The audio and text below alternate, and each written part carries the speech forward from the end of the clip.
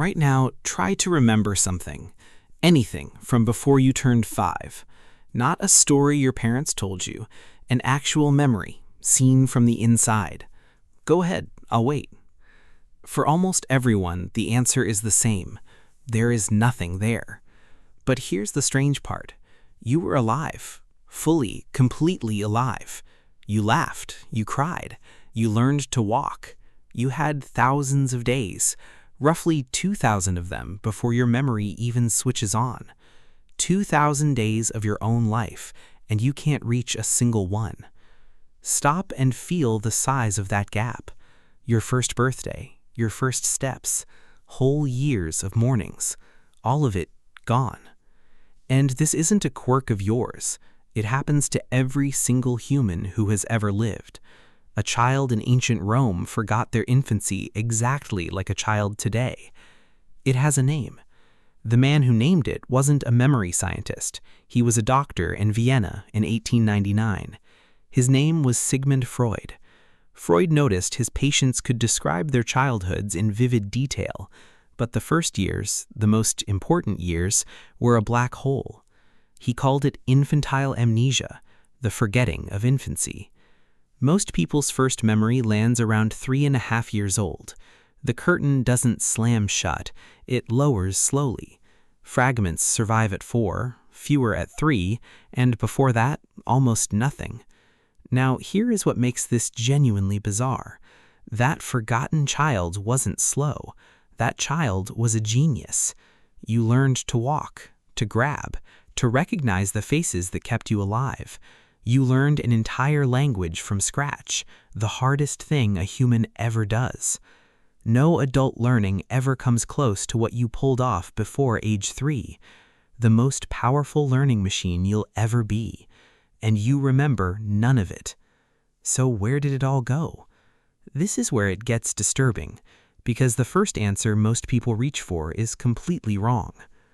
Maybe you're thinking, but I do have one early memory, crystal clear, a birthday, a beach, a family dog, a moment you can still see. I have bad news about that memory.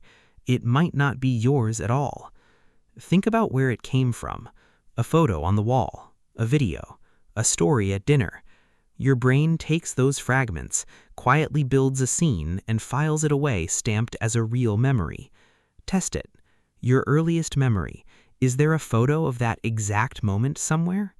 Are you remembering the day or remembering the picture? And home video makes this worse, not better. It hands your brain a ready-made scene of yourself to adopt. You watch yourself at 2, and slowly that footage becomes your memory. And this isn't a hunch.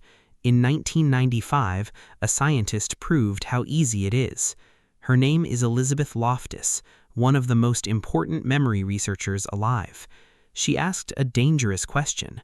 Could you make someone remember something fake? Her team fed volunteers 4 childhood stories, gathered from their relatives. 3 of the stories were true. 1 was completely invented. The fake one was simple. As a child, you got lost in a shopping mall. They asked again and again, do you remember being lost? And slowly, people began to remember. A memory that was never real. 25% of them, a full quarter, convinced it had happened. They added the fear, the kind stranger who found them. None of it occurred.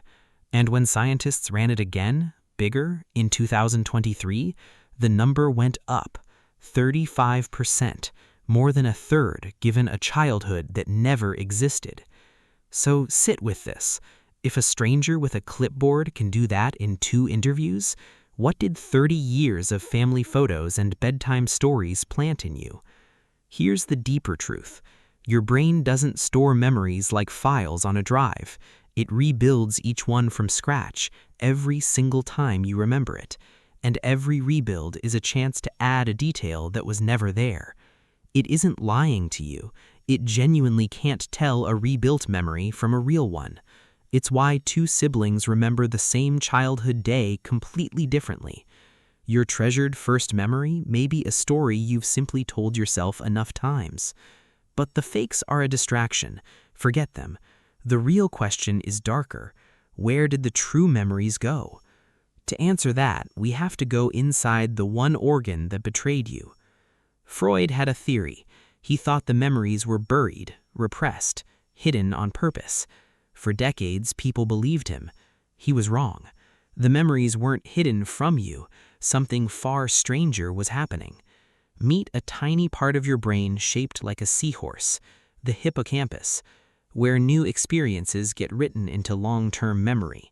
Think of it as the place that turns a passing moment into a permanent record. In an adult brain, this system is mostly stable, finished, built. But in a baby's brain, the hippocampus isn't finished. It's a construction site. Every single day, it's flooded with brand new neurons, thousands of them. This is neurogenesis, the birth of neurons. In infancy, it runs wild. And here's the problem nobody warns you about. A memory is just a pattern of connections between cells. Flood that pattern with new cells, and the connections get rewired. The new neurons don't just add space, they overwrite what was already there. Your baby brain was building itself so fast, it kept erasing its own files. Picture a city rebuilding every street all at once, every day. Now try to keep a map of it. Brilliant at learning, terrible at keeping. Two scientists, Sheena Jocelyn and Paul Franklin, laid this theory out, and in 2014, in the journal Science, a team put it to the test. They used infant mice, who forget fast, just like human babies. First, they let the baby mice form a clear, specific memory. Then they slowed the flood of new neurons down, and watched. The memory survived. The forgetting stopped. Then they ran it in reverse. They took adult mice who normally remember and forced their brains to grow new cells like a baby's. The adult mice started forgetting, on command. Let that land.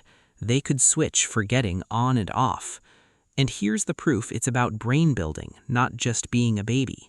Some animals are born almost finished. Guinea pigs barely make new neurons after birth, and they don't have infantile amnesia. They remember their early days.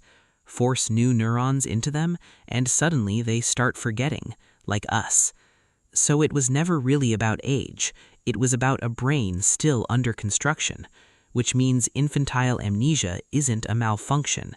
It's a feature. Your brain didn't lose your childhood by accident. It paved over it, deliberately, to make room for the adult you were becoming. And here is the cruel trade at the center of all this.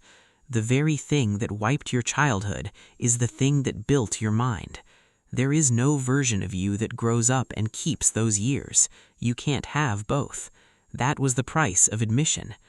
And for a long time, that was the end of the story. Case closed. The memories were deleted, gone for good. Except they weren't. Here's the part almost nobody talks about, the part from 2025. For a century, one question couldn't be answered. Were the memories deleted, or just locked away where we can't reach them? Deleted and locked but saved feel identical from the inside. Both give you nothing. To tell them apart, you'd have to watch a baby's brain form a memory, and that is almost impossible. Babies can't follow instructions. They can't sit still. They can't even talk. Every normal memory test was off the table. So scientists got clever. In 2025, a team at Yale, led by Nick Turk-Brown, found a way around it. They used one simple truth. Babies stare longer at things they recognize. Show a new face and an old one. If it lingers on the old one, it remembers. Looking time becomes a window into a mind that cannot yet speak. But they wanted more. They wanted to watch the memory being made. So they placed awake babies inside a brain scanner. 26 of them, aged 4 months to 2 years, watching pictures flash by. And the scanner watched one tiny region in real time, the hippocampus. Then came the result that rewrites the textbook. When a baby formed a memory it would later recognize, the hippocampus lit up. The very brain we said was too young to record a life, around 1 year old. The babies who stared longest at familiar images had the most active hippocampus. In the older babies, it happened in 11 out of 13. The pattern was real. The infant brain can encode memories. It always could. For 100 years, we assumed babies couldn't record their own lives. They can.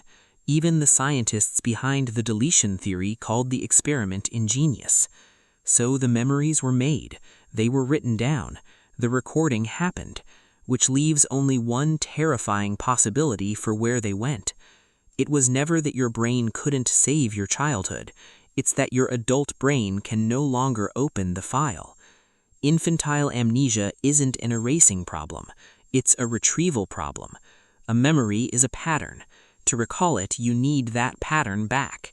The baby brain wrote the pattern, then rebuilt the whole machine around it. Now the adult machine searches for that file using rules the baby never used. The memory didn't move. You did. You became a different reader of the same book. The information is still there. The address to find it is gone. The recordings may be inside you right now as you listen to this, written in a language your current mind no longer knows how to read. The lead scientist said something that sounds like science fiction. He meant it. These fragments, he said, might survive into adulthood, even if we can never reach them, buried, intact, inaccessible. Picture the room they discovered this. A 1-year-old lies in the scanner, watching pictures, calm, curious, and on a monitor beside it, the scientists watch a memory being born, a live recording of a moment this child will never consciously remember. They are watching the birth of something the child is destined to lose. It's a strange kind of grief for memories you never knew you had, because everything that made you started in those sealed years. The first face you ever loved, you saw it, your brain saved it. The first time you were held, the first time you felt safe, recorded. The first word you ever understood, the day the world began to make sense. The exact moment you became a self. You were there. You just can't get back. You are standing on a foundation you can't see and can't visit, shaped in the dark before the curtain rose. You can't miss those years because you can't remember them, but they made you anyway. Your parents remember your first steps. You took them. You don't. The people who raised you carry memories of you that you will never own. We spend fortunes trying to remember. Journals, photos, therapy. And the richest archive we'll ever have is the one we can't open. It sits inside your skull right now, complete, silent, sealed. We used to think childhood amnesia meant your earliest self was deleted. Now it looks like it was never deleted, just locked behind a door without a key. Maybe one day science finds the key and those years can be reopened. Or maybe they stay sealed for your entire life, present but forever out of reach. Either way, the story you've believed about your own memory is wrong. You didn't fail to record the beginning of your life. You recorded all of it, every day, every first, every face. The first 2,000 days of you, saved and lost at the very same time. And somewhere inside you, that recording may still be running. You just lost the key to the room where you keep yourself.